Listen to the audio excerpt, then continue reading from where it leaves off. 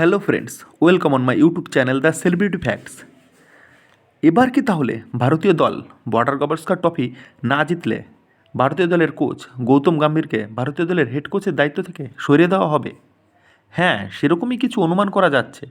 কারণ গৌতম গম্ভীর ভারতীয় দলের হেড কোচের দায়িত্ব পাওয়ার পর ভারতীয় দল শ্রীলঙ্কার কাছে ওডিআই সিরিজ হারে ও তারপর ঘরের মাঠে নিউজিল্যান্ডের বিরুদ্ধে টেস্ট সিরিজে হোয়াইট ওয়াশ হয়।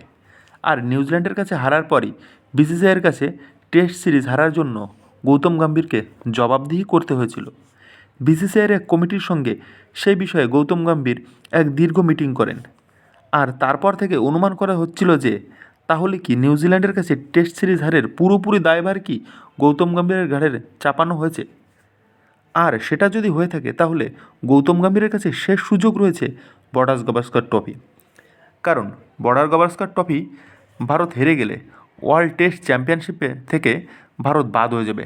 আর তাছাড়া শ্রীলঙ্কা, নিউজিল্যান্ড এবং অস্ট্রেলিয়ার বিরুদ্ধে সিরিজ হারের পুরো দায় গম্ভীরের ওপর যাবে ও তাকে হয়তো টেস্ট কোচিং থেকে সরিয়ে দেওয়া হবে অথবা পুরোপুরি ভারতীয় দলের কোচ থেকে বাদ দিয়ে দেওয়া হবে।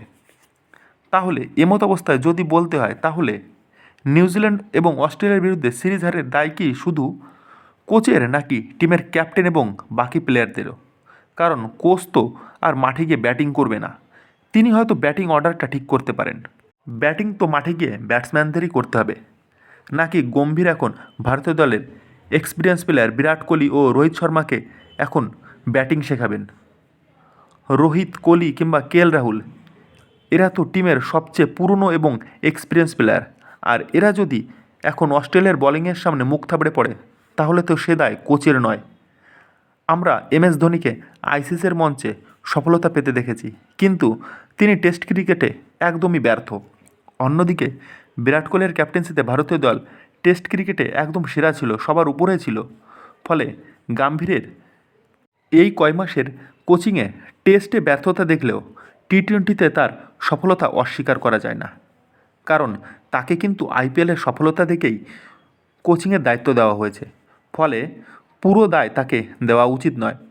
আর মাঠে গিয়ে ভালো ব্যাটিং করার দায়িত্ব দলের প্লেয়ার্সদের উপরই থাকে, কোচের নয়।